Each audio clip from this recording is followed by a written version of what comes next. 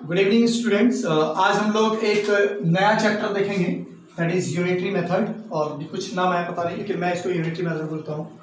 तो इसमें कुछ क्वेश्चंस आपको दिए हुए हैं। हालांकि बहुत इजी चैप्टर है, ये आप लोगों ने शायद पहले 3, 4, 5 में भी पढ़ा होगा, बट उसका थोड़ा सा लेवल अप हुआ है। तो इसमें जो क्वेश्चंस आप लोगों को आएंगे, लेट्स सपोज एक तरीके का क्वेश्चन है कि 4 शर्ट्स कॉस्ट ₹200। ओके, एज्यूम करते हैं हम लोग ऐसा सवाल से, 4 shirts cost ₹200, then what will be the cost of 12 shirts. तो अब देखिए इसमें क्या है कि 4 शर्ट्स जो है वो कॉस्ट कर रहा है कितना, 200, समझिएगा। तो 1 शर्ट की वैल्यू हमें निकालनी है। 1 शर्ट की वैल्यू हमारी हो जाती है ₹50। तो हमें फिर 12 शर्ट्स की निकालनी है, तो 12 शर्ट्स का हो जाएगा 600। तो इसमें हम लोग करते क्या यूनिटरी मेथड में कि पहले ये जो दिया हुआ रहता है उस हिसाब से हम लोग पहले एक यूनिट का निकालते हैं, फिर हम लोग इसमें चले जाते हैं जो भी उसका आंसर रहता है। ठीक है, तो चलिए अब हम लोग, लेकिन हाँ ये मैंने एक रफ आइडिया दिया आपको, इसको बनाने के कुछ तरीके होते हैं, तो वो हम लोग देखते हैं कि कैसे होता है वो। ठीक है, जैसे आपके चैप्टर का ही कुछ सवाल मैंने मंगाया था व्हाट्सएप पे, तो इसमें से ये क्वेश्चन आया हुआ है। पहला क्वेश्चन है आपका, फर्स्ट क्वेश्चन है if 7 kg of sugar costs ₹140, तो यहां पर लिखिएगा cost of 7 kg of sugar is equal to ₹140। उसके बाद पूछा जा रहा है कि find the cost of 10 kg of sugar.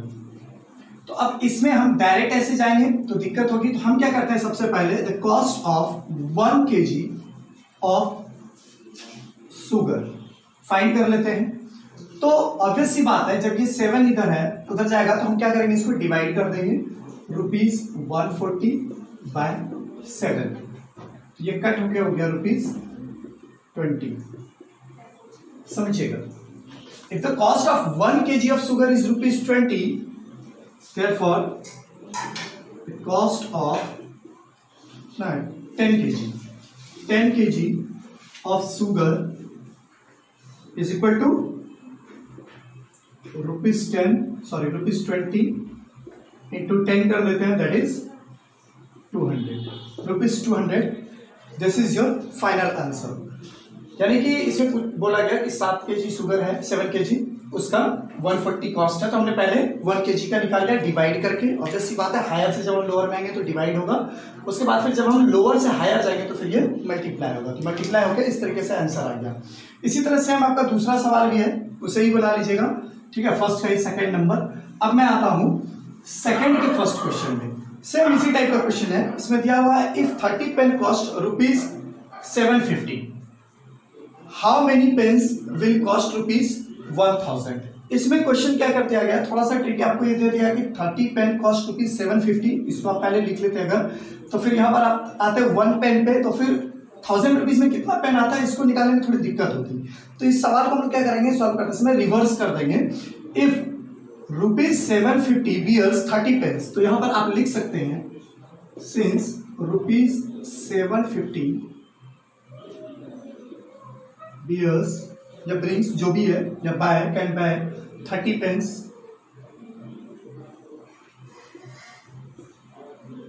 ठीक है। तो फिर यहां पर ₹1 में कितने पेन आ जाएंगे, 30/750 pens.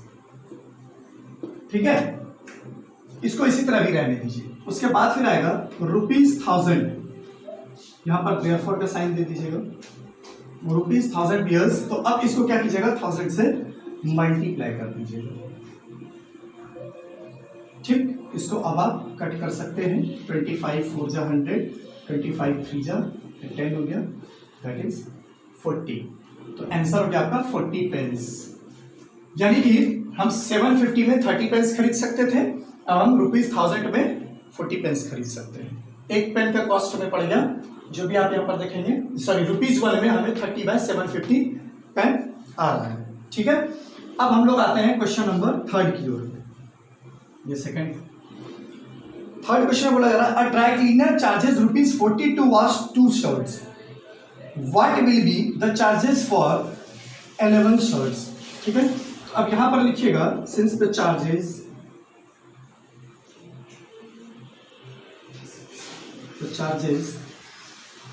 For 2 shirts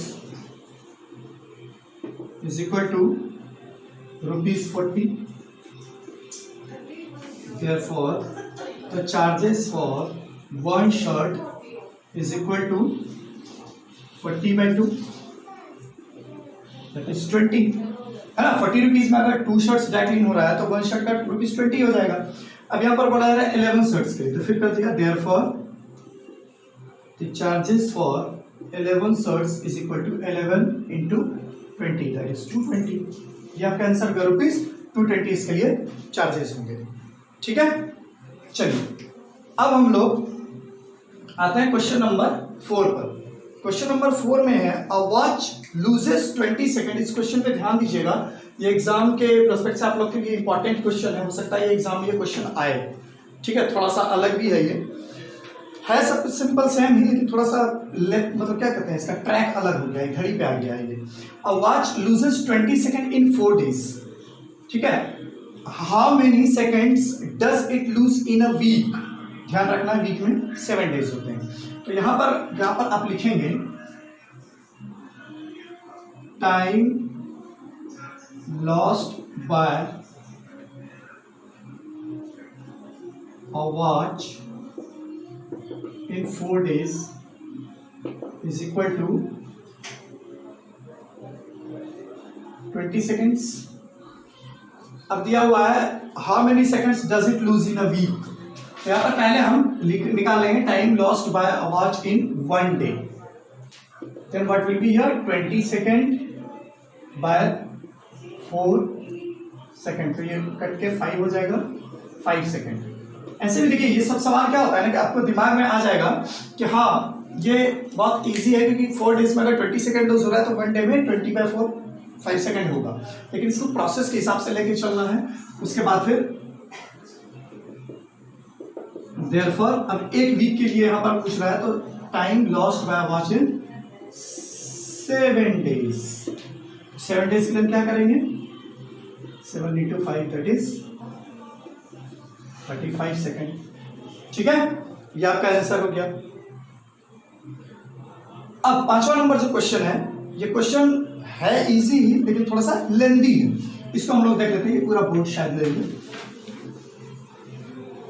question number 5 है a car consumes 15 litre of petrol to cover 270 kilometre. तो to cover 270 kilometre petrol consumed is equal to 15 litre. Capital या स्मॉल जिसमें लिखना हो लिखिए। 15 लीटर। अब पहला क्वेश्चन है इसमें how much petrol will be consume to cover 180 kilometre. तो सबसे पहले to cover 1 kilometre petrol consume is equal to 15/270 litre. इसको रखिए, ये बहुत इंपॉर्टेंट है क्योंकि 2 सवाल है, तो 2 सवाल में से ये काम आने वाला है। How much petrol will be consume to cover 180। पहला सवाल to cover 180 kilometre, simple 180 into 15/270। 90 से ये कटता है, ये 2 टाइम्स में, ये 3 टाइम्स में, 5 10 लीटर। ठीक, सेकंड सवाल इसमें बोला जा रहा है, जो क्वेश्चन है if the cost of petrol is ₹42 पर लीटर। कॉस्ट ऑफ पेट्रोल पहले यहां पर लिख लीजिएगा, cost of petrol per litre is equal to ₹42। बोला जा रहा है then what will be the expenditure on petrol when the car covers 360 kilometre. तो देखिए हम सीधी सी बात जान रहे हैं कि 1 लीटर में हमें 15/270 हो रहा है, then to cover 360 kilometre petrol consumed, जो भी आप लिख लीजिएगा, petrol consumed is equal to 360 into 15/270। 90 से 4 टाइम्स में, 3 टाइम्स में, 5 इज इक्वल टू 20 लीटर। ऐसे देखिए आपको यहीं पर पता चल जाएगा कि 180 में जब 10 हो रहा है तो 360 इसका डबल है, तो डबल में डबल होगा, लेकिन हमें वैसे नहीं जाना, हमें इस प्रोसेस से निकालना पड़ेगा। ठीक है, 20 लीटर हो गया, तो टोटल एक्सपेंडिचर यहां पर लिख दीजिएगा, टोटल एक्सपेंडिचर, सॉरी ये यूनिटरी मेथड है तो यहां पर आप इस तरीके से लिखिए, since 1 litre petrol cost equal to ₹42, therefore 20 liter petrol costs ₹42 into 20, that is 840, 42 to 84 होता है, ठीक है, तो ये 0 आ गया, ₹840। ये आपका हो गया सेकेंड नंबर का आंसर और ये हो गया आपका फर्स्ट का आंसर। ठीक है, एक बार फिर से समझिएगा, पहले सवाल में ये पूछा गया 180 किलोमीटर ट्रेवल करने में कितना पेट्रोल खर्च होगा, तो हम सीधी सी बात यूनिटरी मेथड से जैसे पहला सवाल बनाते हैं बनाया हमने, ये निकाल दिया।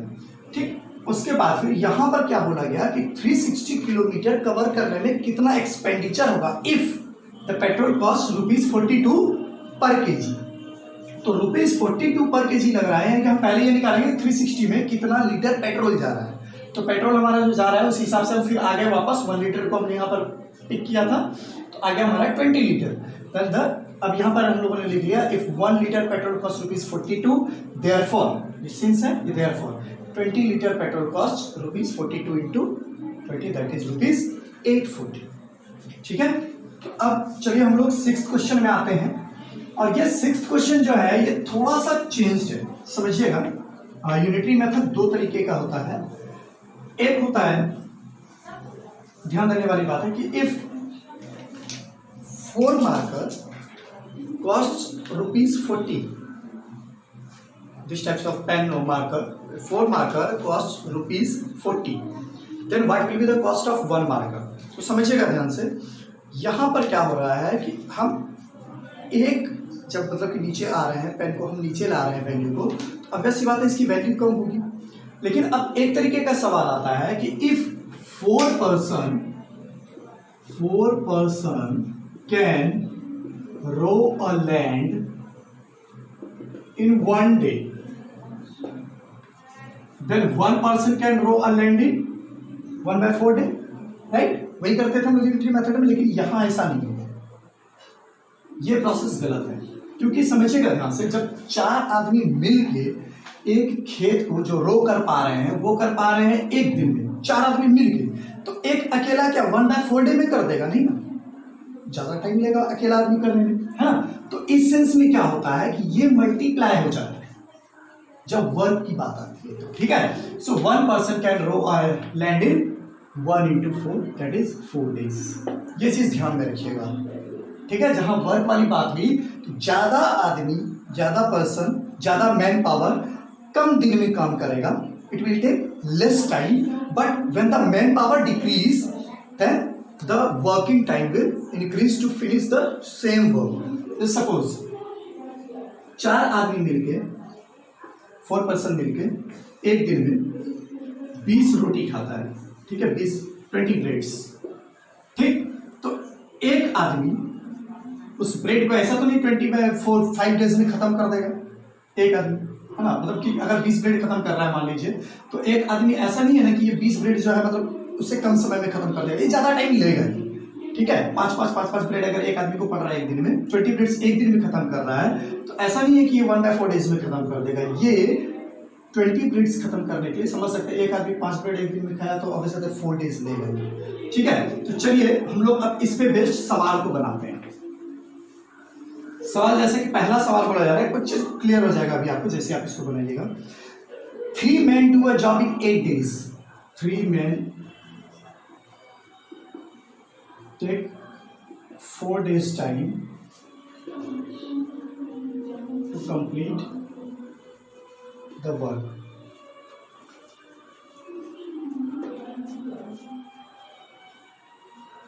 Then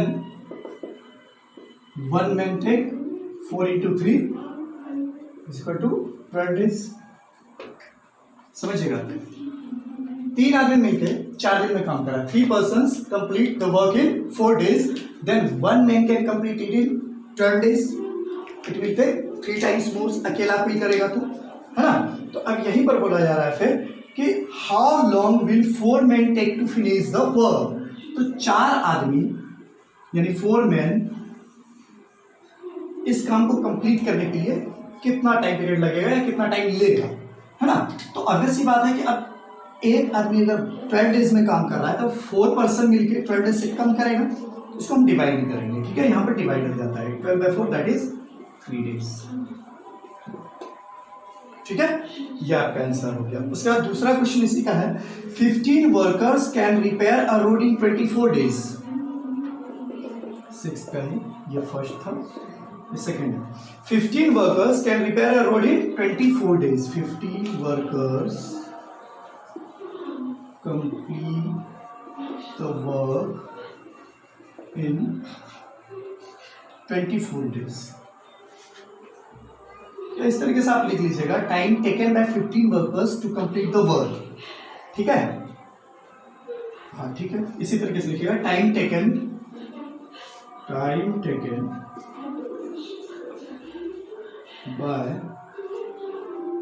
15 workers to complete the work is equal to 24 days। तो यहां पर दे दीजिएगा time taken by 1 worker to complete the work that is 24 into 50 days. कितना टाइम लेगा, क्योंकि 15% मिलकर 24 डेज में कंप्लीट कर पा रहा है, तो बेचारे एक आदमी को तो और ज्यादा टाइम लग जाएगा, है कि नहीं। एक अकेला ऐसा थोड़ी उससे कम समय में काम कर देगा, तब इतने लोगों की जरूरत क्या थी। चलिए अब हम लोग नेक्स्ट देखते हैं, इसमें क्वेश्चन पूछा क्या जा रहा है that is how long will it take for 9 workers to repair the road. तो अब 9 वर्कर्स के लिए हम लोग बात करते हैं।